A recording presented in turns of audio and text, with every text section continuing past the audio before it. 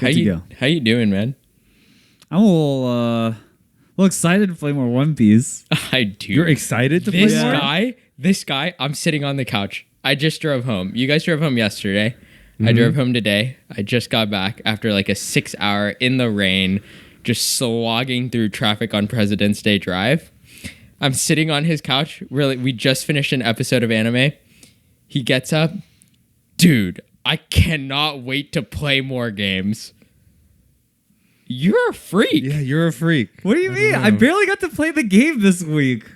I don't know, I played 10 games for like the last week and a half. And I'm good. And I'm good. I played like every day for the last week leading up to Nats. I played so little One Piece. I'm so tired. Like this last week was supposed to be my ramp up period, but the ramp was blocked. Unlike something else on my body. Yeah, and those so were open. Exit only. Yeah. That's a one-way street. Yeah. You could say the streets were flooded. Yep. And anyways, so without getting too graphic about it, like I kind of cleared everything in order to play One Piece this last week, and then I just didn't play any One Piece, and then I went to Nats, and that was like the first One Piece I had played in like over a week at that point. And yeah, and so now I was like, okay, now I got Red Bull up ahead. Oh, what am I doing for Red Bull? And I'm excited to try some of these new ducks, and then after that is the heroine battles, and I think that seems kind of fun. So I'm like, yippee! Time to try out these new decks and formats. That's probably why I'm not excited to play, because I got into 0 Red Bull events and 0 heroin events. Yeah, like in that case, you have nothing to play for. Yeah, I have nothing to play for, so I'm just like, it's finally time for me to just take a break and sit down and just relax. Yeah, I'm excited. I'm like, I have these events to play for, and I really want to do well at the Red Bull event. For sure. And because that one is like kind of like a Nats level event, right? Because you get a whole, it's like Worlds -1, because it's like they fly you out, but instead of Tokyo, Japan, you get Milwaukee, Wisconsin. Yeah, man. So it's like Worlds minus, and then you play a really exclusive tournament with sick pricing and all this stuff, but it's Milwaukee, Wisconsin. What's Do you get in to Milwaukee? bring anyone? Oh, +1. Yeah, it's a +1. +1. Yeah. Milwaukee, Wisconsin. What's in Milwaukee? The Brewers. Yeah, mostly. What sport do the Brewers play? Football. Fucking tough. Not a sports guy. Not a sports guy. Brewers? The Brewers. The Milwaukee Brewers. Yeah, Milwaukee Brewers. They make coffee. No, they don't. Yeah, they make coffee. They hit home runs in baseball. Oh. Yes. I actually don't know a single player on the Brewers. I don't know any. Actually, no. They're pretty good, actually. The Brewers were in the playoffs. Do they have Christian Yelich? That might have pulled that out from my butt. Oh, Christian I don't know. Yelich is very good, but I don't know if he got traded. He was on the Brewers, Pitcher? I think. No, he's like a slugger. Slugger? He's Okay. like an outfielder. Yeah, I don't know. He's I don't beast. know. Christian Yelich. But yeah, the Brewers are from Milwaukee. The Bucks. What sport do they play? Basketball. Yeah, All right, okay. He's okay. back on the Okay, pod. okay, Yeah, you got okay, your job. okay. It was close. Oh, It was it's- close. Who is their best player? He's very Greek. good. He's Greek? Yeah, he's called the Greek Freak. Dude, I love basketball nicknames because they're like low-key a little racist. Yeah. I don't know, my who's favorite one is Gobert, the Stifle Tower. Yeah, that's Stifle Tower is fucking crazy. So crazy. good. Stifle though. Tower is It's crazy. kinda sick. The But- Greek Freak. He was like Freak. MVP like a couple years ago. Yeah. He's got a crazy name. Yeah, because he's Greek. 'Cause they he's all Greek. have crazy. Yeah, I couldn't even begin to guess. I don't even know what Greek names are. Like, His name is Giannis Antetokounmpo. Yeah. I think that was gettable. Dude, the face is... don't know. Yeah. Don't know. No. He's very funny. He's on like a bunch of my YouTube shorts because of that one Yeah, guy. he's really injured right now. Oh, you know how I got him confused? Victor Oladipo. Okay. I got him confused with that guy. Ball knowledge. I got him confused with that guy. Just Victor Oladipo is one of those guys. kind of like I only know him from the Pacers. Yeah, so Yeah. I was about to give a One Piece reference because we're a One Piece podcast, apparently. But I was Comments like, would differ. Victor Oladipo is like a staple, you know? Yeah. You just like put him in teams and he's good to throw in there. Yeah, He's yeah. a stats guy. Yeah. He's a He 2K. Yeah. Oh, good. Okay. Yeah. Okay. Yeah, So look you at need, that tie-in. you need 2K. Yeah, Yeah, everyone yeah. needs a good 2K. You need a good 2K. Yeah. Yeah. He's not like a bomb. Yeah. Yeah. He's not Giannis. He's not Antetokounmpo. Lon Beppo. Yeah. Yeah. But he's Zoro Blocker. Yeah. Yeah. 2K. 2K. Yeah, maybe not that good of a 2K. Okay, Kiku. Okay. Yeah, Kiku. sometimes you put her in the deck. Yeah. Yeah. Or better than Kiku, maybe more apt of a comparison is Otama Searcher. Ooh. Right? Yeah. Sometimes it doesn't even go in the deck at all, depending on the build. Oh, sure. Yeah. Look at us.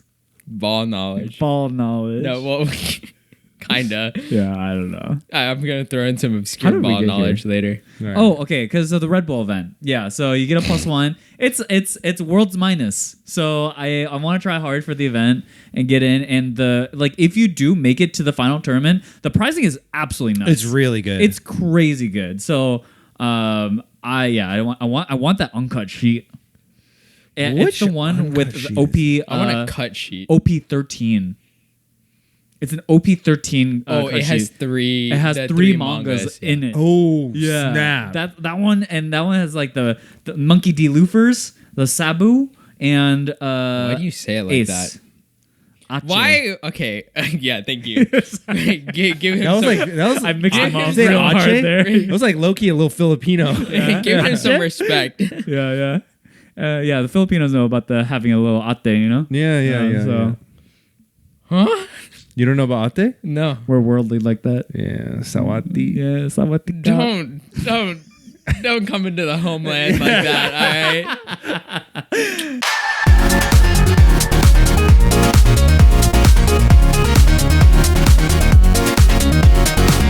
What's up, guys? Welcome to X3 Drop. I'm Xell. I'm Ducky. And I'm Tora. Is that the order? Yeah, I think I'm last. Hundo P. Well, we could let's switch it up. Yeah, let's see how switch it feels. up. Yeah. What's up, guys? You're listening to X3 Drop. I'm Xell. I'm Tora. And I'm Ducky. He put stank on it. He Let's didn't go want again, to be let's go last. again. Okay, one more time. Yeah. Wait, what if you don't start? What if I don't start? Who wants to start? I'll start. I can start. Yeah, I can start. yeah. What's up, guys? You're listening to X3 Drop. 新年快乐, my C words. 我是 Xell. 恭喜发财, my C words. Mayamo Tora. That one was good. I think that felt order was pretty good. interesting, That yeah. that order was kind of nice, right? Yeah. Yeah, let us know in the comments which one you guys liked. My C words is crazy. My C words is absolutely Look, I'm just crazy. saying. Oh, okay, wait, hold on. Time to watch some Shen Yu, We went to dim sum today. It's me, Yoon, and Eric. We're like getting seated. She's strictly speaking Chinese to Yeah, us. facts. Just straight ripping Chinese. Yeah, Teach And goes crazy. No, Teach isn't there yet. Oh. I'm just on my phone, and she's like, you can't, like, she's doing the, you can't sit here. Like, we need to give space for the carts to roll in and, I do see. that. And I'm like, oh, Yoon, move. Like, and she, like, keeps talking to me in Chinese. Yeah. And I'm just, like, nodding. Yeah. I'm like, yeah. Like, it's fine. Like, I'm sure I'll get through this conversation. Yeah. And Yoon just midway goes, oh, we don't have our resident Chinese person. And it would be Teach. Teach. It would be Teach. Yeah. And The she's white just, man. And she's just like, oh, do you want tea or water? And I was like, I'll take tea. And she's like, all right, bet. Bye. You want some dim sum? Shui. Duolingo. Okay. Crazy. You went to dim sum licious? No, we didn't. Damn. We went to Orchid Gardens. Okay. Garden Orchids. This Delicious was the place that we almost went to. Yeah. I went in there. We we were gonna go there. Yeah, the but review's then- good? No. The reviews are okay. They're like 4 stars. Yeah. But it's like it was completely packed full of Asian people. Like that's just a good sign. Yeah, that's just a good sign. So was Orchid. I texted a Vegas local friend. Okay. I mean, that's the best. Yeah. That's the optimal. Shout strat. out my boy Young, climbing buddy, who I didn't invite climbing. My bad. Damn. He said he was busy. And then I was just like, nah. And then I posted a story and he's like, you didn't invite me. I was like, you said you were busy. And he's like, I was. Yeah, but you didn't invite him. Yeah, that's the problem. Yeah. I know. That's the problem. Anyway, Wow. gave me dim sum Rex regardless. And then so we went there. Another place is called Ping Pang Pong, which is I a saw that one in the fucking chat. crazy name. I like that. one. Yeah. I like that one. Ping pong. Loki, that's us. No, I'm Ping. I'm Pang. And I'm Pong. I like And you're that. watching the X3 drop. drop. Crazy. 新年快乐. For you non-ball knowers, happy Lunar New Year. Yep. I'm just gonna move this along. Yeah, Today we're talking about... I don't have a CZ today. I got a bubble tea. Yeah, Yeah. you feeling Chinese. Yeah, I'm feeling today. extra Chinese today. I have a cherry CZ. You're not Chinese. That's fine. I'm not. That's weird though. My people tried to conquer. 我们中国人. 你好, D. Ni hao. Anyways, today this podcast, because Nats just happened, Sure. and we finally we got the data for at least top 32 and their deck list and stuff like that. So I kind of want to talk about Nats because we're fresh off Nats and not the boat. So time to talk about. I'm both. Yeah, you're so not.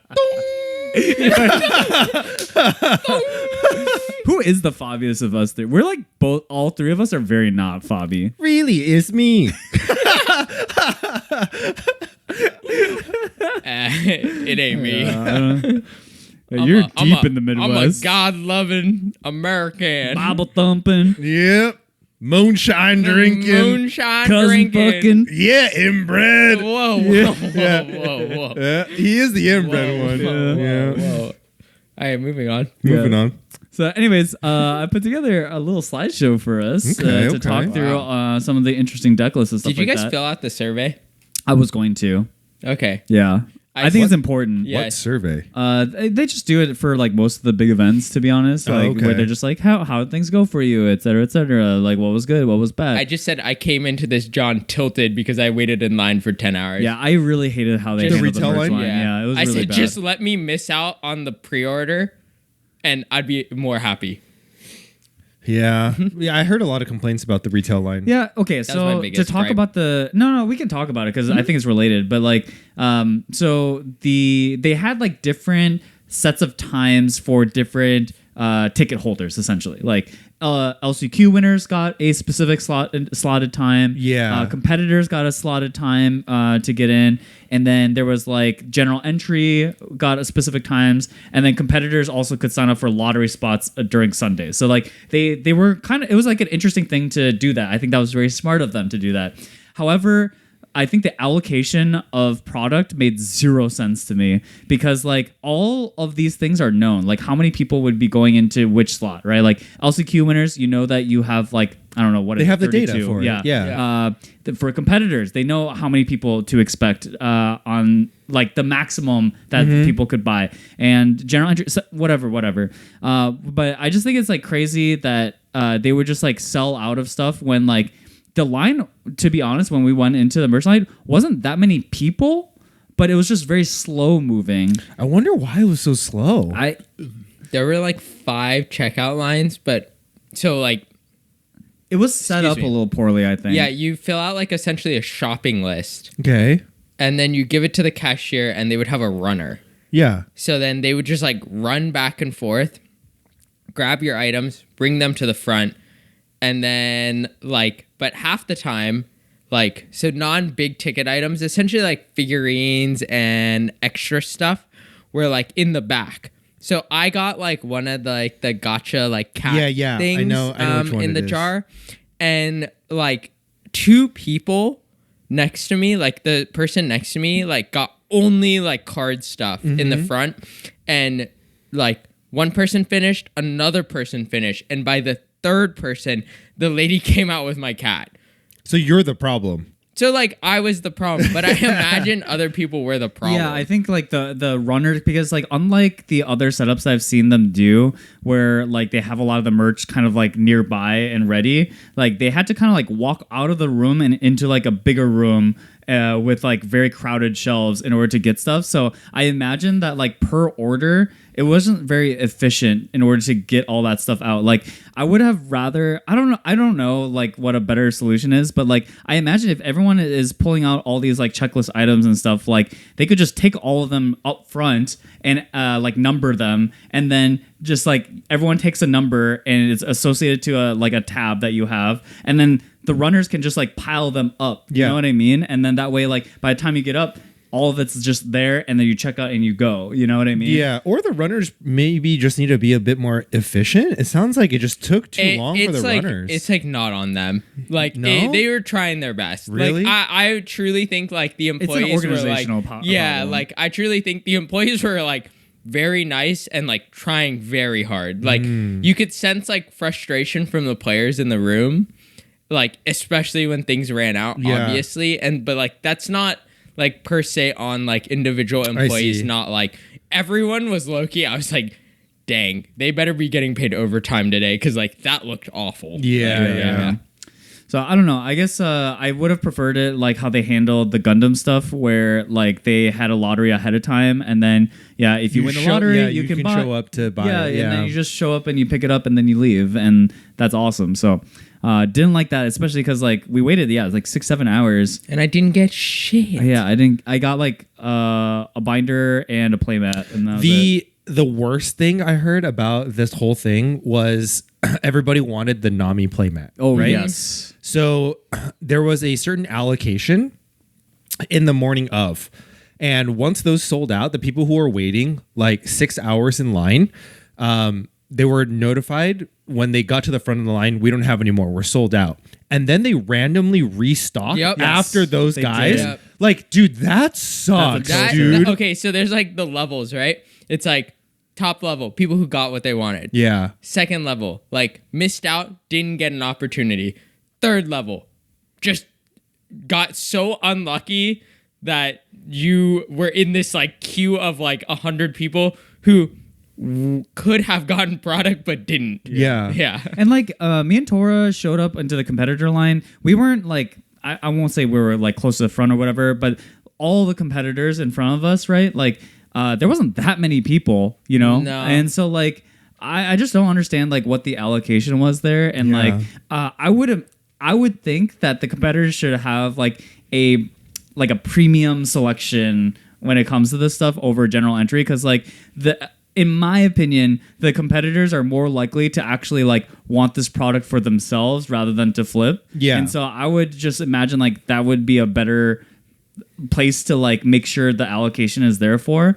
But I don't know. It is what it is. That Shout out to all the people in line though. Thank you for all the nice messages. Had a lot of fun conversations. Oh while I yeah, was in yeah. line. So for everybody who came up to say hi, Ask us if we had the boots on. we had the boots on. We appreciate you guys. Yeah. Like this is why we do it. It's so fun. You know Yeah. what I mean? But next time, I think our password was too easy. Passphrase. We gotta get them to do some math or something. I think we needed them to Mongolian throat sing. Yeah, you know what I mean? I want to walk by, and if you want some end game sleeves, you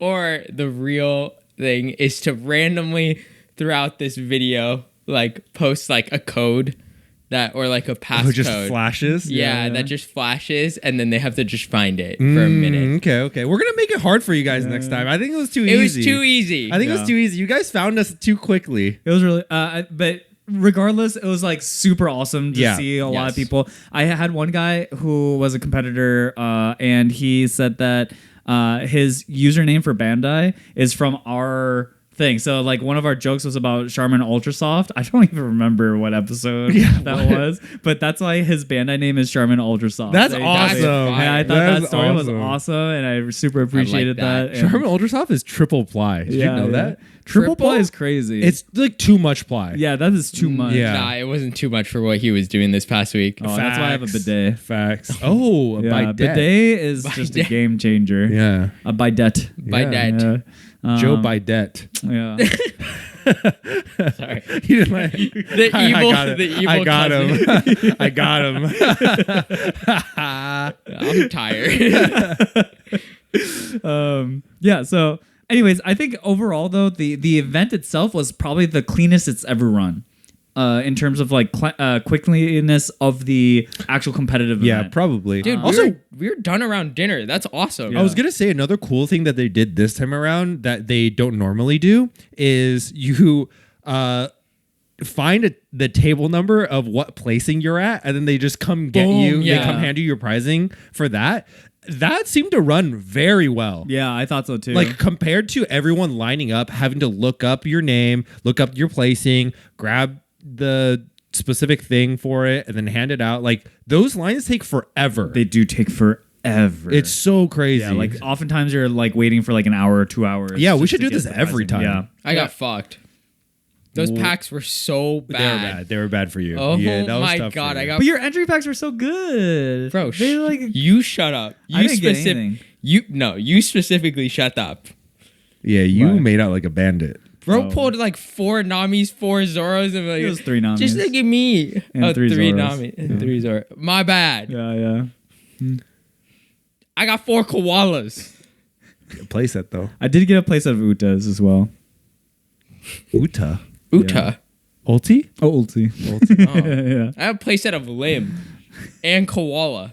Lim is okay. Lim, Koala. Koala Lim is worse than koala. No, because I think Lim is playable. Bruh.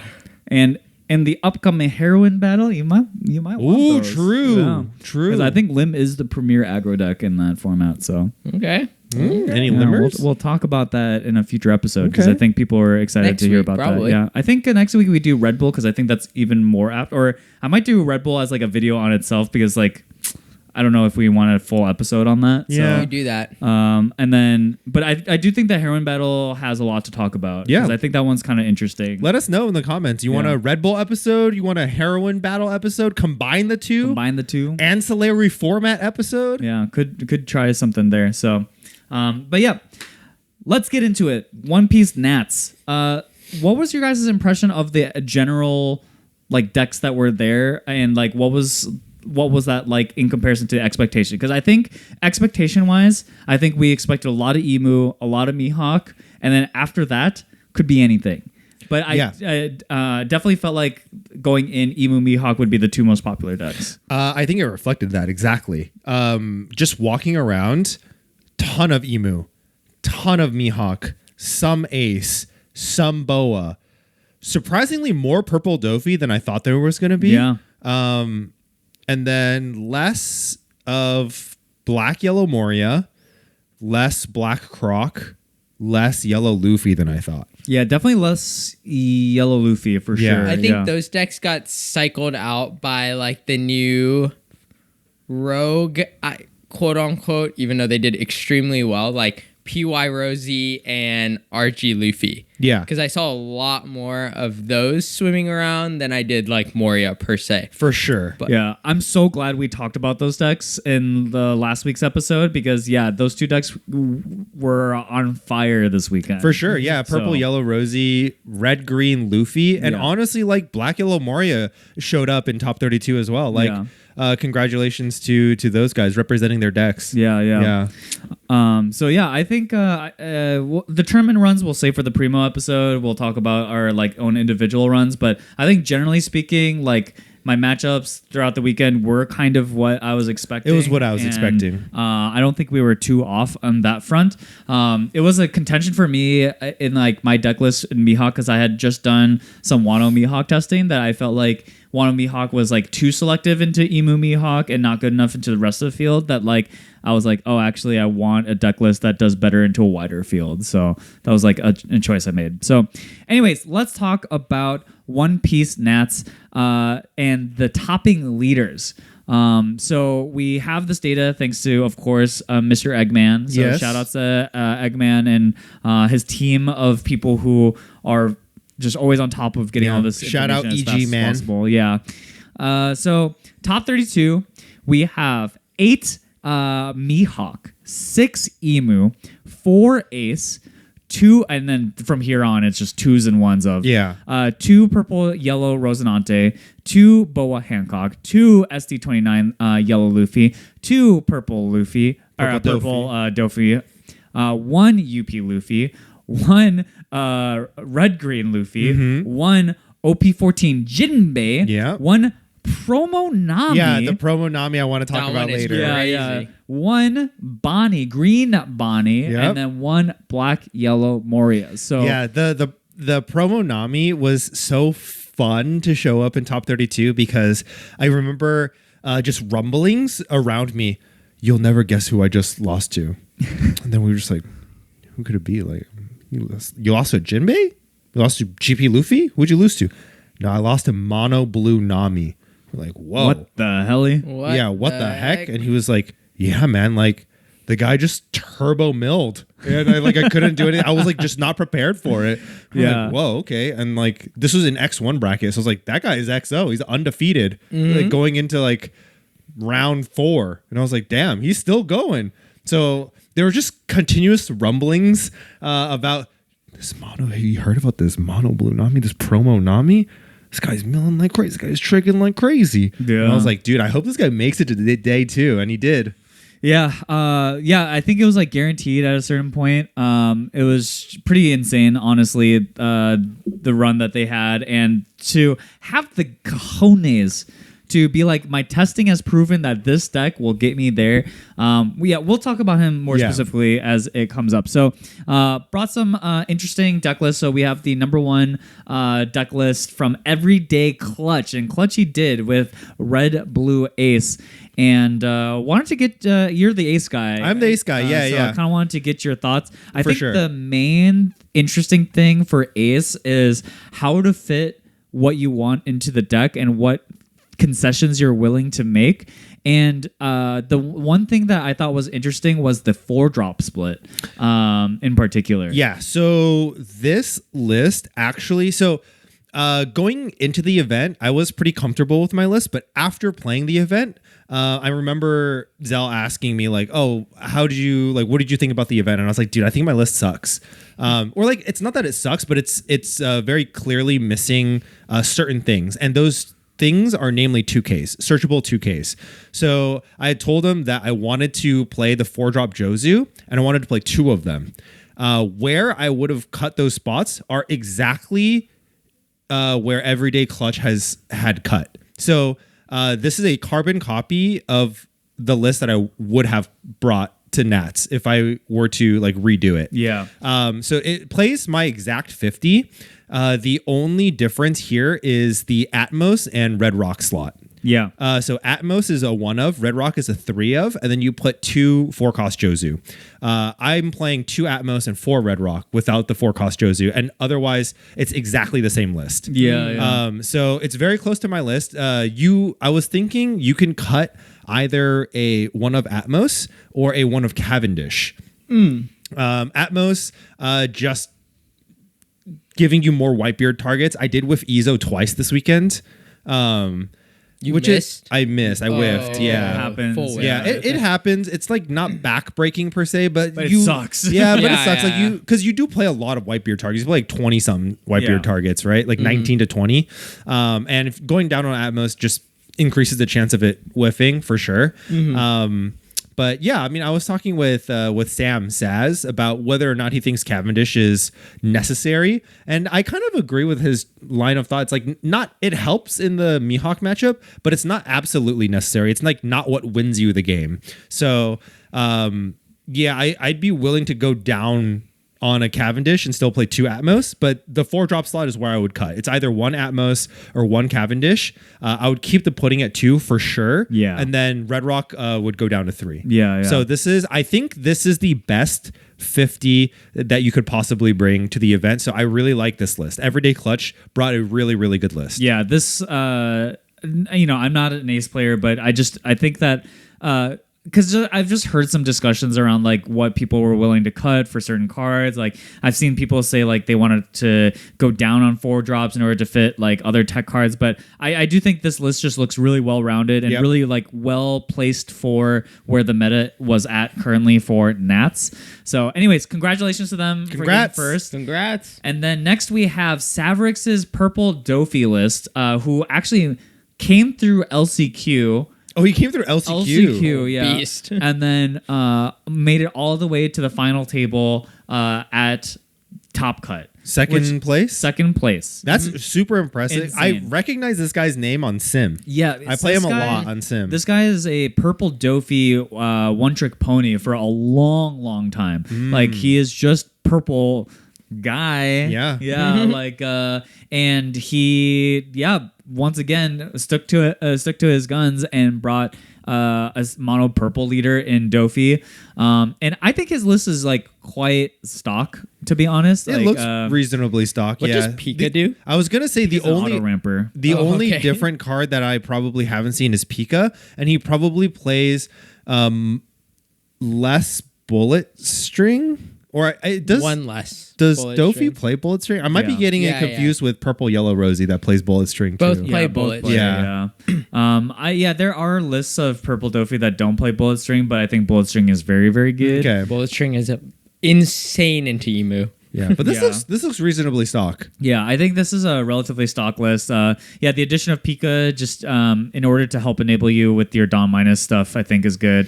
And Having another 5-drop target for your 8-cost Doffy. yeah, we have another friend in our play group who plays purple Doffy, and he's like, "Hey, I think the guy who plays who's like top 3 on Sim plays the exact same list. I bet it's this guy." No, it's for Yeah. sure him. Yeah, it's yeah. for sure him. So I think this list. There's not much to talk about, but I just wanted to bring up Savrix in particular, just because he also knocked me out of contention for getting first in a treasure cup. So Beast. Congratulations. Yeah, Congratulations, actually. Savrix. You know, from one purple guy to the next, congrats, man. Really well deserved. First and second, Like, all the way from LCQ. yeah, Insane dude. Like, story. just a really, really crazy run. Like going from LCQ, playing 8 rounds in LCQ, 10 rounds of Swiss, and then top cut. Like, dude, congratulations, that is man. a Like bajillion games. So to play many through. games. Like, just really well played. And especially with a deck like Purple Doffy, who like is very freestyle and very mentally taxing to play. Yeah. So, very cool. And then we have another Sim GOAT. My actual GOAT, Rick Masterflash. Yeah. I love this guy. This guy is so sick. Yeah, you want to tell the people about your history with this guy? Yeah, so this is a guy who sent me to the Shadow Realm multiple times on the sim. Like, I can't remember what era this was. I think I was playing... It might have still just been Purple Luffy. It might have just been Purple Luffy. I can't remember what set it was. Like probably like OP 10-ish. GP. Yeah. I was playing GP? I'd be around GP era. Yeah, I can't remember, but this guy was playing Animal Marco. And if you guys remember the nightmares I had about Animal Marco, this was the guy that was playing Animal Marco on Sim. And we queued, it was like demon hours at night, like 3 a.m. And we queued into each other 9 to 10 times in a row. And I won 1 game. I won a single game. And I'm just like, dude, this guy is just the best. Like, I don't know who this guy is, but he is constantly like top 3 on Sim. Yeah. No matter what. Like, this guy is just incredible grinder. This guy has recently, so I think he's EU, which is why you'd play him at Demon Hours. He's EU. But I at least like plays a lot on EU time because he constantly grinds Chinoy's cups. There's no way he's EU because he wouldn't be able to qualify to Worlds through that's true. North Yeah. American So nets. I guess he just is a demon grinder. I think he's just a demon grinder. Because Chinoy's cups are on EU time. So, but he's been crushing those. So, Red Green Luffy is a deck that like had suddenly come up on the radar a week and a half ago, and Strictly off the back of this guy. strictly off the back of this guy, and I was like really confused because I was like, dude, this guy is pulling up crazy results. Like, I get it, Chinoy's Cup, very wide format, not necessarily indicative of competitive format, but there has to be something there. Yeah. And then I went to Eggman's thing, and I got smoked by Red Green Luffy a couple times, and I was like, this deck is kind of a problem, man. It's kind of a problem. The Usopp is really crazy. To be honest, I think everything in this deck is crazy. Like, dude, for me personally, I absolutely hate the Usopp and the Sanji. Yeah. Just restanding 2 Dawn over and over again. It's so crazy. Is like, because if Sanji restands 1, fine, I'll ignore it. Get a free 2K, I'll ignore it. The Usopp gives you 2 2Ks? I have to kill this guy, man. What the fuck? Yeah. I'm joking. Yeah. The It went up my nose. So a couple of things I want to talk about in this, just in this deck, because I think a lot of people probably aren't familiar with this deck. One is that the Straw Hat package is just very strong. Like, the Nami giving free Dawn is really great because it combines well with the leader ability. All the different green things that restand Dawn at the end of turn also work amazing with the leader. And then I want to give a special shout out to the card Charleston, which most people probably have never seen before. I don't even know what it does. That card, okay, so I can't really see it from back here, but if I remember correctly, it's a 2-cost 4K counter event where you ditch a card. Oh, it restands 3. Restands 3. I've seen people play this. It restands 3. Insane. For basically 2 Dawn, you get, what is that? 10K worth of counter. Yeah, 10K worth of counter. Like, the weakness I of have this, seen this. The weakness of this deck is that, like, you are you run thin on cards. You run thin on cards. So the leader ability is trying to catch you up on the cards that you would normally like draw on, I guess, in other decks. But it's very mid-rangey. It like makes you feel helpless a lot of times where you're like, I can't swing because I'm trying to develop board, but he's just like swinging at me with 7Ks over and over and over again. And the pressure gets pretty insane. And so, I think this deck is very cool. It's very teched and very ready for decks like Mihawk with the 4 round tables. Yeah, 4 round table is super sweet. And I don't know if all red, green Luffy's play Garp Searcher, but Garp Searcher is... It's just like sweet because in this deck, you just play the Nami Searcher because everything is Straw Hat, right? But then you play an extra 4 copies of Nami Searcher via Garp Searcher, and that searches for your round tables as well. Yeah. So it's pretty sweet. Yeah, I think this list is just like very interesting. I'm pretty excited. The one of Chopper, Chump Blocker. Yeah. I love the Chump Blocker. I like it.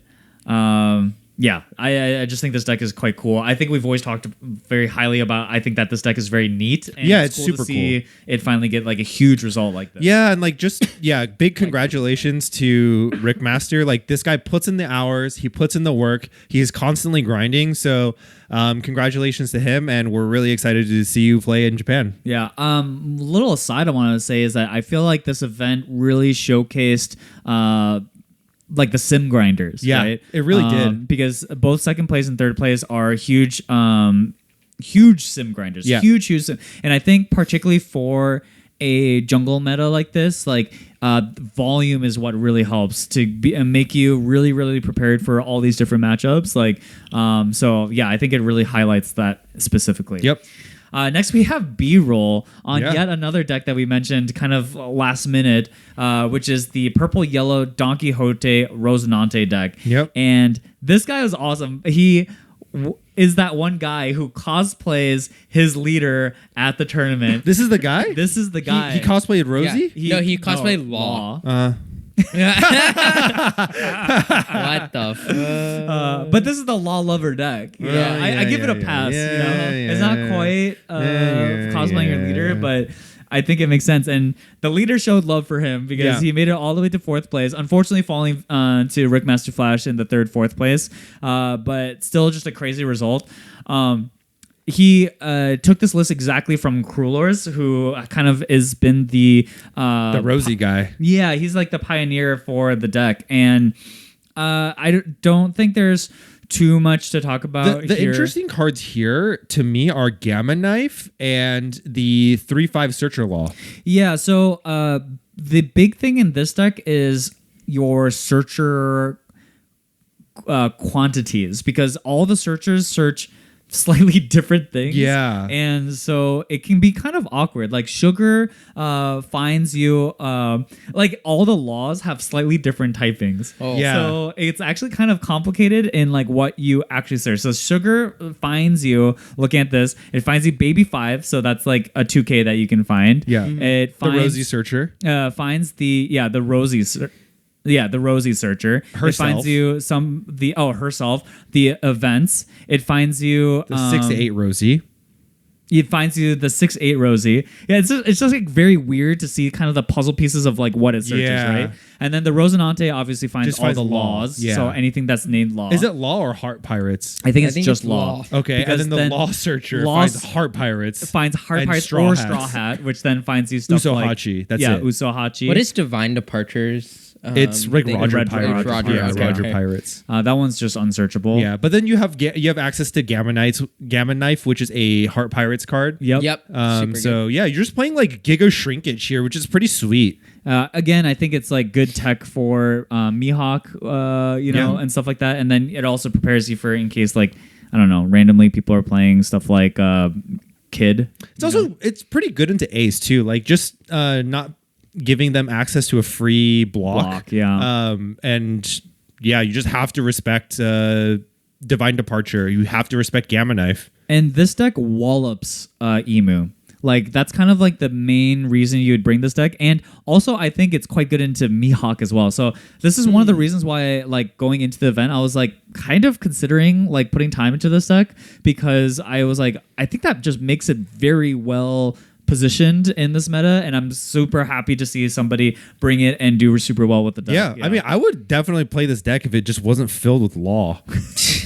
Like it plays kind of cool. It's a purple deck. There's a commenter, and someone came up to me at the event asking why you hate Law so much. We need to know the deets. The deets, there's like nothing too crazy. He's just cringe.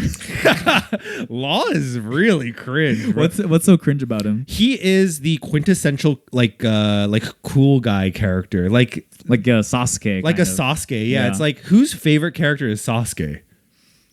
Cool The guys. Edgelords. The Edgelords, yeah, and I think the Edgelords like Law too. It's like it's not necessarily bad to like Law, but I just don't like Law because he's just insanely generic. There's no personality in this character. Like liking this character is, I don't know, what's your favorite food is fried chicken. I don't know. Like pick a better food, bro. Like fried chicken is fine, but like there's so many more better things, man. There's so many cooler characters in One Piece. Yeah, I don't know. Really? I think Law's backstory is kind of cool. Eh. I'm a Law apologist. I don't feel. I like the things surrounding Law. I don't really care for Law himself. Yeah, That's like Law as a character on his own is like, dude, like Rosinante is a cool character. Yeah, I think so. Trafalgar Yeah. Law, not a cool character. I don't think know, man. That's a hot take. My favorite thing about Law just is his like tsundere relationship with Luffy. That's like my favorite thing about his personality. But I don't find his personality to be that interesting, no, to be honest. Yeah, Yeah, okay. But yeah, anyways, as we talk about Purple Yellow Rosinante, sorry. And then let's talk about through some of the other kind of more, just regular stuff here. Yeah. So Did you guys watch his 15-minute video? profile? I did. Yeah, I did watch on it. Twitter. Quimby? So No, I haven't. yeah, let's talk about Elijah Quimby. You want to talk about it then? Yeah. So Elijah Quimby played Mihawk. I thought he was gonna play Emu. Because I thought historically playing Emu in 13. Yes. So I was like, oh, and then he just released like a 15-minute more in-depth profile, like deck list profile, in the airport. It's very funny. Like there's occasionally like the airport person will go on and they'll be like, "Can Janice come to the front desk?" And then he like stops talking and he's like, "All right, sorry about that." And then he keeps going. But anyway, he doesn't play. So he talks about the blocker Bonney. Yeah, so just taking a first little glance at Yeah. this list, I've seen every single card here played in a pretty stock Supernova Mihawk build, aside from the blocker Bonney. This is a new addition in place of the Perona. Yeah, so he thinks Perona is a bad card. Wow. Yeah, he was pretty adamant in that video saying, I think Perona is bad. She doesn't do very much. Like, you don't get the value. And, like, you, similarly to how you feel about Cavendish when you're talking about Saz, he said, Perona doesn't win me the game. My bombs do. So, like, he wants Law to and increase the Repo, consistency. yeah, so when you are able to, like, on 6, essentially, like, swing leader, play like Law, and then it'll play the rested Bonney. You'll have 8 rested, so then you can draw 2 trash 1 on 6. So he was like, this card found me everything, and he said it was kind of a late addition. Like, he only played 1 in the beginning, but slowly he started playing 2 and 3, and like now this was like coming to his final list. I like that. He has a very funny way of talking about cards because he's a very like extreme person. Oh, really? And he's like, yeah, I think 2Ks are performative. Yeah, it's Like, that's awesome. the video Very is really funny. funny. He's like, if I'm a 7K leader, they have to attach on to swing 8. 2K is performative. Yeah, That's awesome, Yeah. dude. They're trying to kill me at that point. he plays 6 2Ks. He plays like. I remember putting out a video talking about how I thought it was kind of crazy to go 7. This guy's playing even less, you know? And it's funny because, like, I think people talk about, like, oh, doesn't Mihawk get 2K chipped all the time? And he's just like, you just take it. You just take it until you find Law and Beppo. And at that point, like, it's too expensive to try to 2K chip a 7K leader. And I think he's right. Yeah. I really like...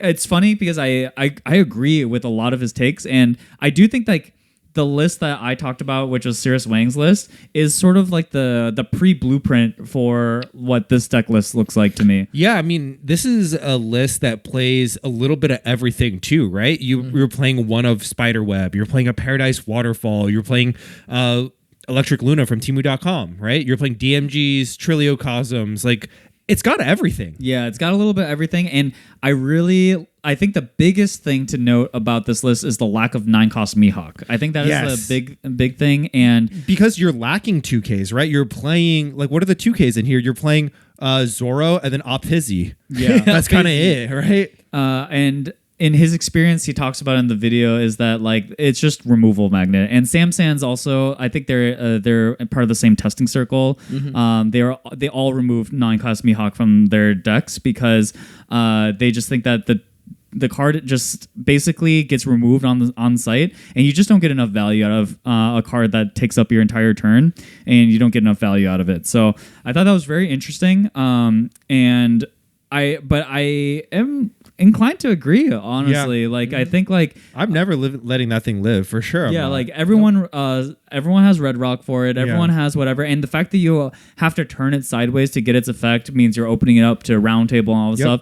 And so Samsans, who shout outs to Samsans, she's an incredible player. Has probably coached a lot of your favorite players in One Piece. Your favorite player's favorite player. Yeah. She's incredible, and she was just saying, don't play removal magnets. You know, like, don't play these cards that are just like so incredibly tempo minus that like they lose you the game on the spot. I subscribe to that school of thought. Like, throughout literally everything, if you play the thing and it gets removed and it feels bad, I will never play the thing. Yeah. And like in Ace Mirrors, I'm never going to be the first one to jam a 10 beard unless I absolutely have to.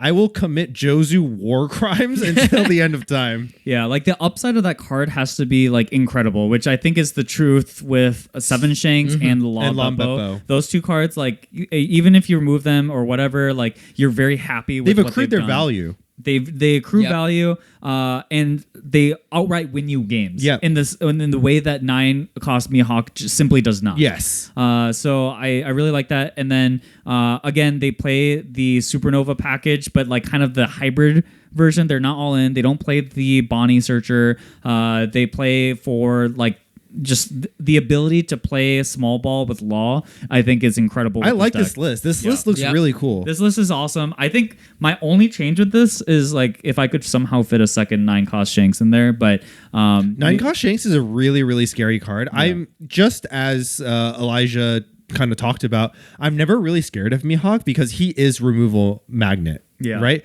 Like he comes down on 9, he's getting rocked. He's getting. But when Shanks comes down, I'm literally not allowed to block with my beard because I'm terrified of Shanks. Yeah. Yep. And I think like having 2 and just like making sure that you can punish somebody who misplays into you is it's something that I want to talk about in the primo because I played against someone who did play 2 of the 9-cost Yeah, Shanks, that's right. and that really caught me off guard and probably did end up losing me the game. So and then I want to talk about Greg here. Which We talk about fucking Greg. Greg. Yeah, Greg all in lowercase. Greg backwards is still Greg. No, it's not. I it's lowercase his first name. I just thought it was funny. So that was my that was my artistic expression. You put some stank on it. Okay. But he All right, played Greg. he played Yellow Luffy. This was the top placing Yellow Luffy, playing like very classic Yellow Luffy. But I do want to highlight that they are playing kind of heavier into the Egghead package, and they're playing the 3-cost Lilith searcher that searches only Egghead stuff, and also bringing in Snake. Yeah. Don't look at us like that. Snake. But I think this is really interesting because, like, I think Yellow Luffy is a deck that people have kind of learned that you have to race, and S Snake just says no. Yep. You gotta wait a turn. Yeah, what'd she do? She on play Freezes. reveal the top of your life and freezes a character. I forget if it has a restriction on. I think what it's less cost than something like freeze put a up bob on to.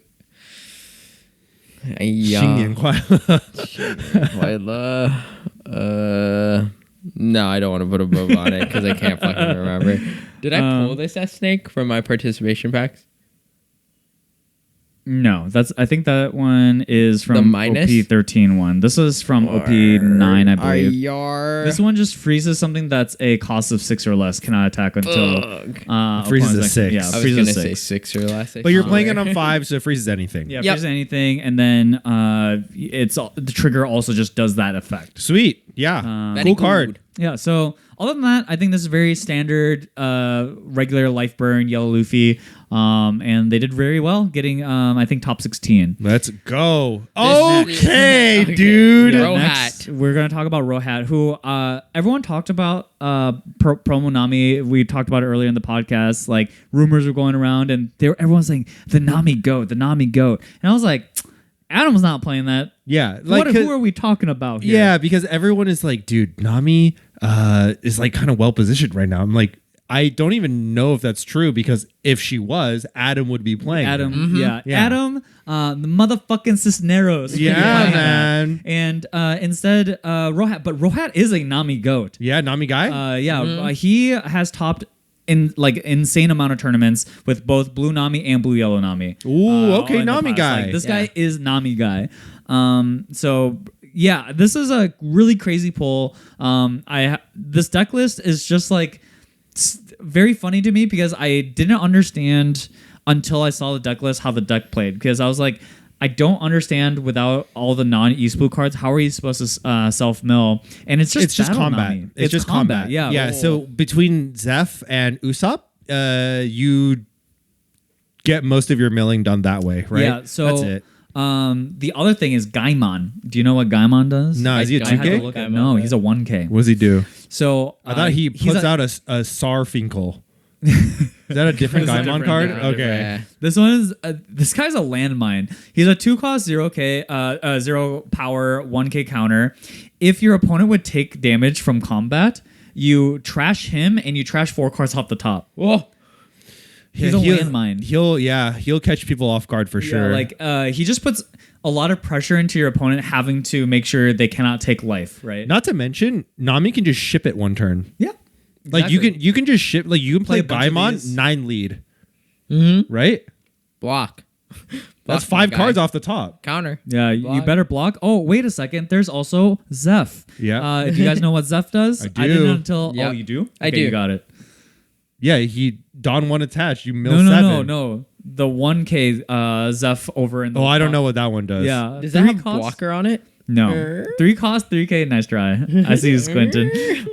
So what he does is if your opponent activates a event or a blocker on your turn, you mill 3 cards. Oh, sick. Yeah. That's good. That's good into mihawk. Yeah, it's good into Mihawk. It's good into Emu. Oh, it's very good into Emu. Like, so again, when we're talking about shipping Dawn and then like a Zeph coming in for 11K and you've got Gaimons on board, you got Zephs on board. Yeah. It is scary, bro. Yeah, dude. It Yeah. is scary. And then the rest of the deck is your The same vanilla nonsense. East Blue package, right? You're playing Hangers, Nojikos, Apis, Kayas, Nami Searchers, the important mill cards and the draw cards like Peel Off, right? You're playing Rubber Band, Gavel, and then the new 4 of Bounce 7 trigger. I'm a goner. Bounce 8. Oh, Bounce an 8. Yeah. Oh, that Yeah. bounces an 8. I was Yeah. about to ask Yeah. what that does. You never play the card. It kind of takes the space of All Stars. All-Stars, yeah. Yeah. Because I read the card and I was like, this is unplayable, right? It's 'Cause- unplayable. It's just a trigger. Yeah, because it's a 1 cost counter event. You reveal the top. If it costs 4 or more, you get to bounce one of your own characters back to hand, and then you put that card to the bottom.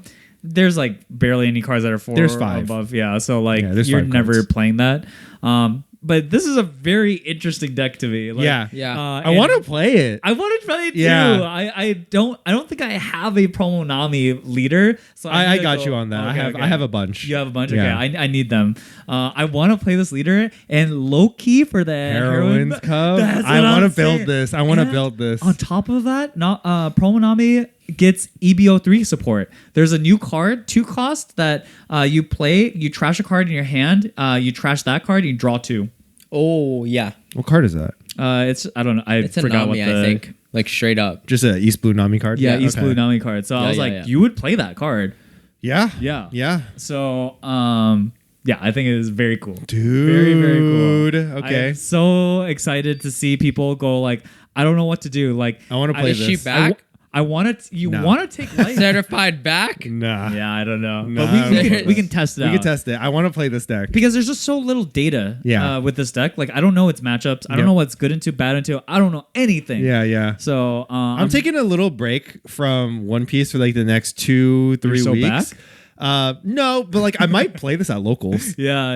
Yeah? Just to fuck around. Yeah. Yeah. And they gonna find out. Yeah, they're gonna find out. I think it's going to be really tricky for your opponents because, like, They don't know what you're doing. they don't know what the Yeah. fuck is happening, Yeah. man. Like they don't, like you're swinging and they're like, I don't want you to mill 7 cards off of Zeph. Yeah. But if I counter with my events, then I'm also getting screwed by Zeph here, Yeah. and like it's very interesting. Also, most people want to draw cards. I wonder if you starve until you establish some guys that do Then like the you mill start 7, swinging, yeah, yeah. and then you start swinging and like really punishing people for taking life against you. I don't know if that's the correct way to play, but I just thought there's some kind of interesting thoughts behind like Yeah, how you yeah. swing.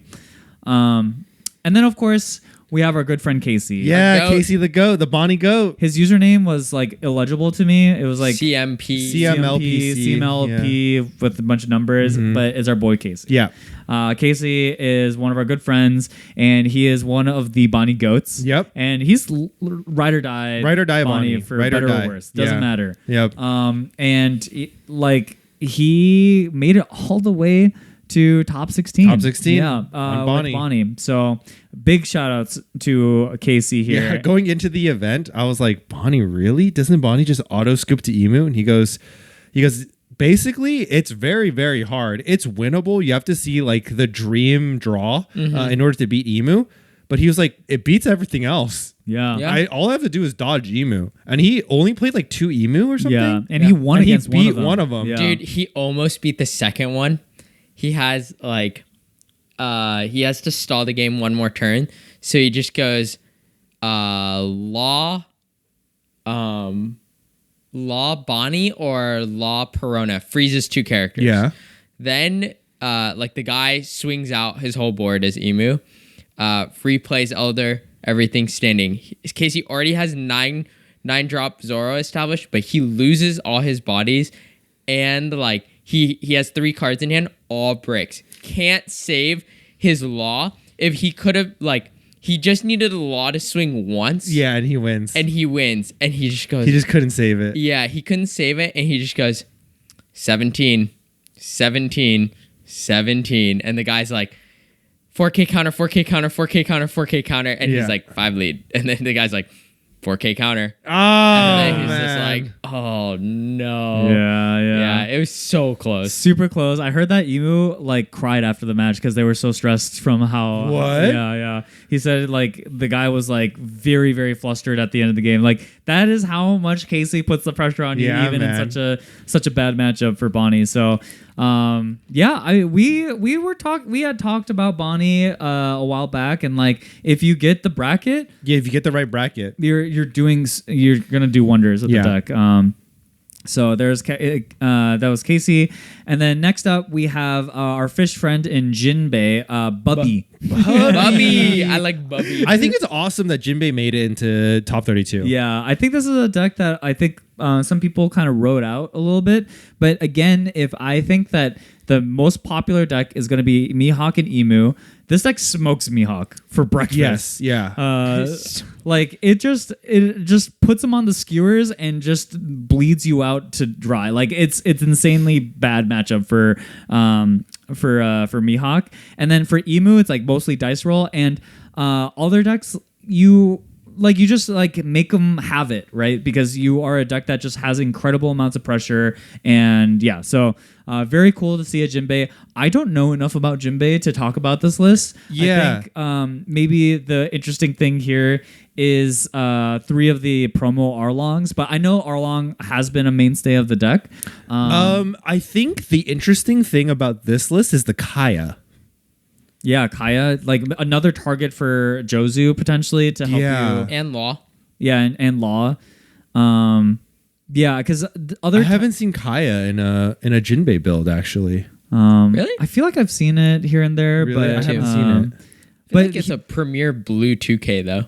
one thing I will say for this deck list is that it's heavy on Jozu instead of like more removal events. Because I've seen deck lists that run like Gravblade and all this other stuff, but instead just leaning on Jozu, which I think is correct. I think Jozu is just better. Yeah, I think it's just better, and I think leaning into that side is just better. Jozu is just a card that synergizes really well with the Jinbe leader, right? It's like it brings a card back from your field to your hand, a card that has already done its job as accrued value.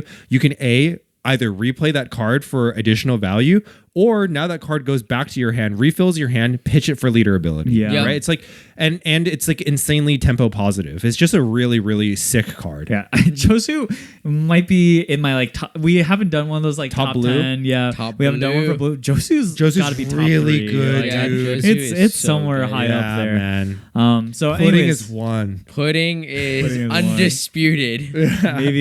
maybe undisputed. Is there Pudding, anything? yeah, we got Pudding, we got Red Rock, we got Jozu. This just plays the good blue cards, man. Yeah. Plays good blue cards, and then does the Fishman And the femur thing. Femur And the thing. femur. Yeah, So, man. yeah, very cool. Shout out to Bubby for the highest placing Jinbe. Next, I wanted to talk about Emu. Most Emu lists are very stock. We've seen them a billion times. Yeah. This is the new iteration. Oh. This is the new iteration. Yeah. This is something that I saw right before the tournament Correct, started. me too. Dude, someone was, I think Arthur was talking to me right after the tournament. No, Yoon was. He's like, how do you feel about 9-cost Kaido? It's And I really was good like, into Mihawk. And I was like, yeah, I think it's good. It's I good just to like Mihawk. sat there and I was like, dude, this is like the same as playing Stussy. Yeah. Like, I just think it's good. It's So more narrow Yeah. in like the targeting. Yeah. Yes. But in what it does, it is so perfect for. Yeah, so I had talked to our good friend Phil Vu about this card right before the tournament started because I saw an Emu play it. And I was like, Phil, what is that card? Like, what is that for? What is that? Like, what? Phil, what is that? What does that do? And he goes, oh, that card? That's for 7 Shanks. It's Yeah. literally just a tech card for 7 Shanks. That is just like the answer to that card, right? This card is so nasty for that purpose because unlike Stussy, because like Stussy has a couple of problems. trashing your own characters is actually quite bad for Emu. I generally am not happy about losing board because it usually means I'm losing pressure that I need in order to eke out games in certain matchups. But Kaido doesn't do that. Instead, you trash cards out of your hand, whatever. Yep. And then it forces your opponent to also trash cards out of their hand. Yeah, so it's technically like a card neutral kind of thing. And just cleanly deals with 7 Shanks on curve when they take second from you. And so this card is very narrow, but like as an Emu player, like Mihawk is like kind of one of your problem matchups, and this is a card that directly is meant to counter the problem card in that matchup. Yeah, so I've been really liking this card in Emu strictly for the Mihawk matchup. I think it's super cool. Yeah, I think it's very interesting to see people find tech cards like this, you know, we always talk about how Emu's like the solve deck and whatever, and here we go. We had somebody who managed to think. He went further. down on a ground death and a 2K. Ground death and a 2K. 5, 9 2Ks. Yeah, ground death and 2K. So down on Shirahoshi, but. Yeah, that makes sense. Yeah. It's so good. Yeah. So good. Those were kind of the interesting deck lists. I know there was a Black Yellow Moria. He was also just like very stocked and whatnot. So, nice. So I don't know. Like, I felt like this top 32 had just everything, man. Everything and anything. Yeah. Dude, I'm so excited to play this Pro Nami, man. Yeah, dude, that deck looks awesome. I need to dig through your bulk for Gaimons and Zephyrs. I think I have everything. What said that also, I'm a goner. I definitely don't have that card. But that's my favorite one because people edit it as I'm a gooner. It's very funny. Very funny. But yeah, I'm excited to play that. Yeah. So I mean, a lot of kind of quirky decks made it in, right? The Promo Nami. We have Bonney, which we weren't expecting. Jinbe, right? And like not that many boas. Yeah, not that many boas. And there was 4 aces in top 32, which is kind of what I expected. Maybe slightly less, but one of them won. Yeah. I'm curious to took see. It down. Yeah, I'm curious to see what his bracket was, but I love his 50. I think he brought the best 50. Yeah, I think I just think the spread is very cool. I would have loved to see the bracket just to see like how all the matchups played out. I'm a little sad. Okay, this is one thing that I should put in the survey to Bandai Card Fest is please give us more stream games. Like why? I heard about the stream. Yeah, there's just one. It's been like this for the last 2. No, all of them. All Nats. All Nats has been like all this. All Bandai Card Fest because they want to like switch between games and like, oh, how's this game doing? Which is awesome to like promote other games. But One Piece is the biggest game of the Bandai games, right? Yeah. I and think so, at the current moment. They only, if you were going to stream one game, why did you stream round 4? Yeah, I also like pick a better, you know. On top of that, just multi-stream, bro. Yeah, I don't know, man. Just give a dedicated They stream. got the facilities. They hired all these casters for the whole weekend to do commentary, and you give them one game a day. Yeah, that's like really that can't crazy. be efficient for you. There's either. no way. So I don't know. I mean, I get it. Streaming at a venue can be a costly thing. I have heard from like Melee TOs when they talk about running their events, like the buying broadband and just like the internet bandwidth that you would need to run events can be quite pricey. But this is the event to do it at, right? Like I feel like every game deserves to have their game streamed and like all day, man. Like you know what?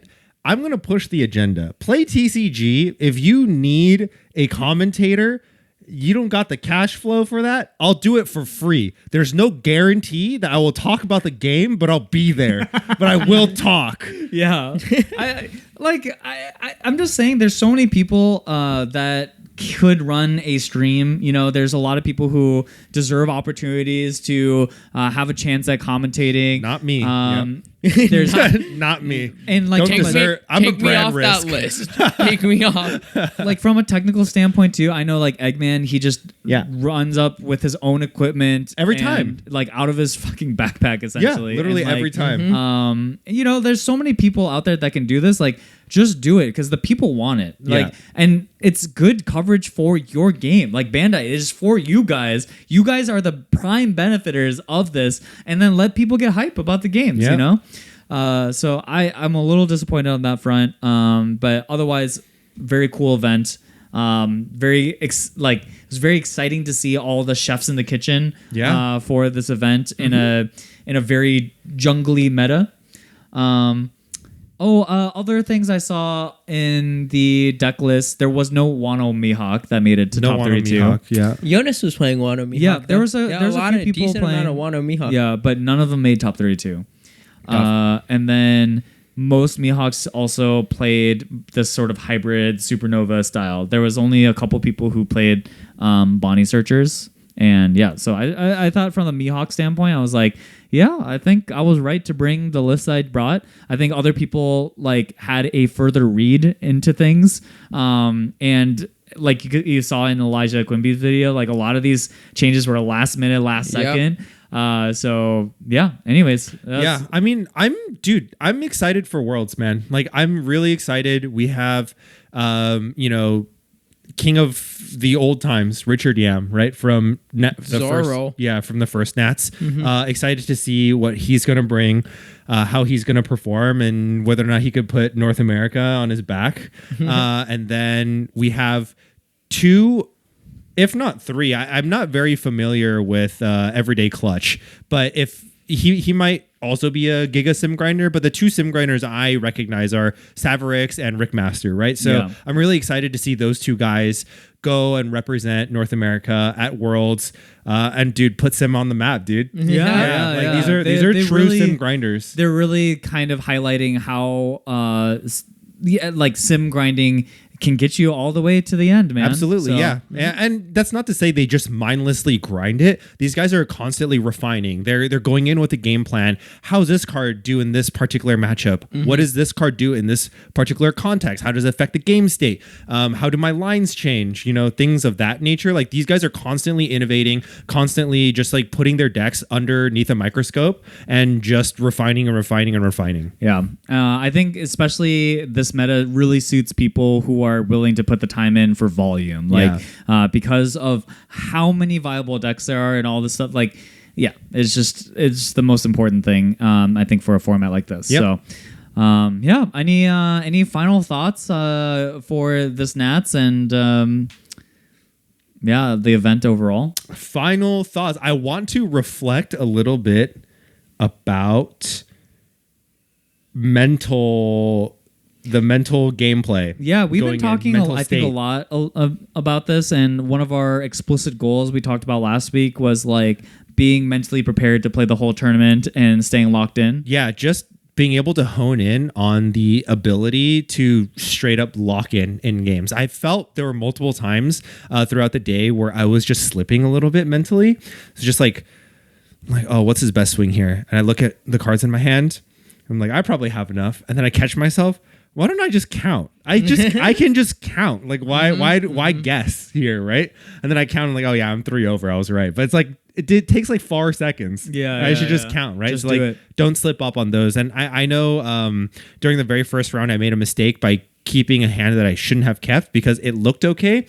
But then in the Emu matchup, like why do I need a bounce target for Jozu if it's not a searcher? Like why did I keep Asabo Luffy? It just didn't make sense for me to keep it. So after that game I was just like, okay, I really need to just lock in, kind of stay sharp, keep everything really tight, and go from there. I got tilted.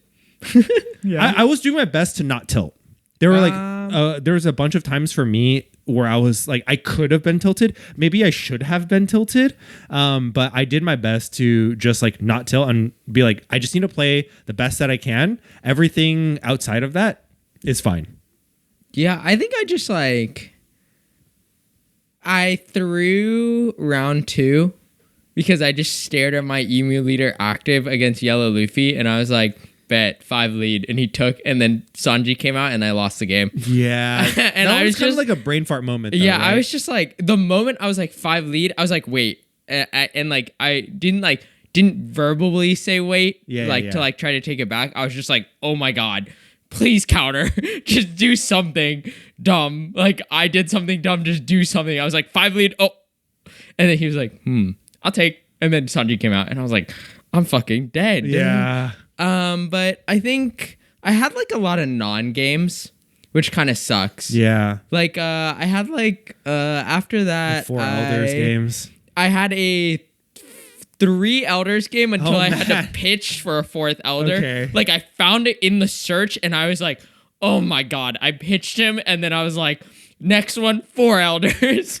So I had a 4 Elders game and then I had a 0 forecast until my 9 Dawn turn in the mirror. And I was going first.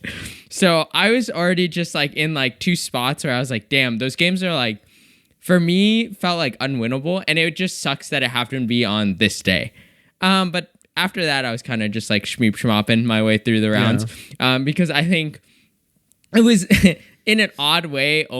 I only kept playing because like our group was just like, dude, there's 4 event packs on the line. There are 4 event I was packs. like, I'm playing for my life. Like granted, I ended the day winning my last 3 or 4. With like a buy in there somewhere. And I was like, at least we end the day okay. Damn, those event packs were not worth it. Yeah. But They could have been, they though. could have been. Yeah, they could have And then been. I was like, okay, like that's what makes One Piece fun is Yeah. like actually just like, okay, you can do it. It just like those games were non-games and it just sucks they were early. Yeah. Yeah, I mean, in the same vein, like round 1 losing, like was like already weighing heavily on my mind at first because I'm like, oh, of course, against Boa of all things, and I just Yeah. happened to like hit a little bit of a rough start there, but then midway through, I was like, oh, maybe I can do it. Maybe I can do it. I felt like you were sharpening up towards the middle of the day. I think my mental state was like, after game 1, I was like kind of down on myself, but then I was like, yeah, I told myself I would just play it out, and then I played really sharp, I think, for the next 7 rounds. I thought my gameplay from round 1 2, honestly, even round 1, I think I still played it well. It just like bad luck happened in that game. So I think I've played sharp from 1 to 8, and then 9, I think I could have I'll talk more about it in the preview. Yeah, we'll go more in depth. And then 10 is where I could feel actively my mental was fading. Where like throughout the day, like there were times kind of like what you did where you're like, I do the thing and then I was like, I caught myself like as I did the thing. I was like, actually, hold on. Like I take like another half beat and then be like, yes, I'll do the thing. You know what I mean? Like, I also found myself doing that in I believe it was round 9. Yeah. Round 9, I made like a pretty bad mistake there. Like I played against a purple Doffy and he had, it was just like the last turn of the game and he had he played Baby 5 and he had a Virgo and I played Jozu to bounce the thing and swing for lethal. And I was like, oh shit, it's protected. I can't bounce it. But I still went 10-12 and he died. Yeah, but like I just like kind of mentally slipped there. Yeah. And luckily, like in the mental slip spots, I was in a position where I could just like not. It wasn't a take back necessarily. I would announce like, I'm gonna use Mihawk leader ability here, and then I'd be like, actually, before that, I'm gonna play this. You know, like so like I don't consider that a take back. No, because you haven't like, tapped move yet. the Yeah, card. I haven't tapped yet. I haven't resolved Yeah. anything yet. So like The game state is the same. Yeah, Someone yeah, did yeah. that to me. They like Like- I shouldn't have let this happen, but they played a card and they were like, actually, I'm not going to. And like they were like in the motion, the card was still in their hand. They I didn't think that's snap fine. it on the table. I think that's And he fine. was like, game state didn't change. And then he I took think it back that's to his fine. hand. I think that's and I fine. was like, you know what? That's fine. You didn't tap your Dawn. Yeah. It's okay. I let I'll go more into in depth of it, but I let my opponent take back like a really, really big mistake that I think most people probably wouldn't have. But I had thought to myself then and there, like, if I win like this, I'm not gonna feel good about it. So I'm gonna just let him take it back. And if I win, I win. If I lose, I lose. Like that's just how it is. Like I want to win the right way. Yeah, That was yeah. like my mental going into this event. I was like, if I just like eke out random wins, like I don't feel good about that. Yeah. Also, I think it depends too with like if it even like gets a reaction out of your opponent too. Like if you swing and then they like start to like you like pull a card or like reach for the light or anything, then I feel like taking that back is just like a little weird, you know, especially if you've already turned your card and you're like, I swing this or whatever. So, but yeah, so I in terms of mental, like I felt like I tried to be as prepared as possible. I do think that the little bursts of sugar throughout the day that we had were actually a little helpful. They were helpful, but I just wish it was grapes. I'm going to be honest. I just wish they were grapes. I can't take produce into the venue. Yeah, that's fine. I only got candy. Yeah, that's fine. But I do think that the key thing here is to be coast up, man. Mm-hmm. Yeah, I think just like a little bit of sugar, just like a little bit of like dopamine or whatever it is. Straight up did just help me focus. Yeah. Like I think if I could have a handful of grapes and a cigarette like in between every match, like I think I might be the best player of all time. Yeah. So I don't know. I was pretty proud of myself. I mean, I don't think like necessarily my stamina is like necessarily my issue, but like just being sharp throughout matches and feeling like I played my best that day was a good feeling at the end of the day. Yeah, my stamina is an issue for me, and I'm currently working on it. And I think this is like the kind of first tangible step for me that I legitimately felt a difference where I didn't get tired around round 6. Yeah, like I just kept going, kept focusing up, and eventually just got there. Yeah. So anyways, that was kind of our overall Nats experience. If you guys were there, let us know what your experience at Nats was like. And, if you guys saw anything crazy, like I saw a yellow Katakuri Thriller Bark edition. That was pretty crazy. So I'll talk about that in the Primo edition, which you can find on our Patreon. If you want to support us directly, you guys can go to Patreon where you get a bonus podcast episode every week. And then, of course, if you are in need of sleeves, you can use the affiliate link down below in the description. You can get 10% off your next order of Endgame card sleeves. We love them. We use them throughout the tournament. We gave some away. And next event we go to, we'll give out some more, but I'm going to make you guys freaking work for it. You guys aren't getting this free spunk no more. Yeah. Daddy's making you work for it. I don't like that from him. Anyways, we will see you guys next week. Bye.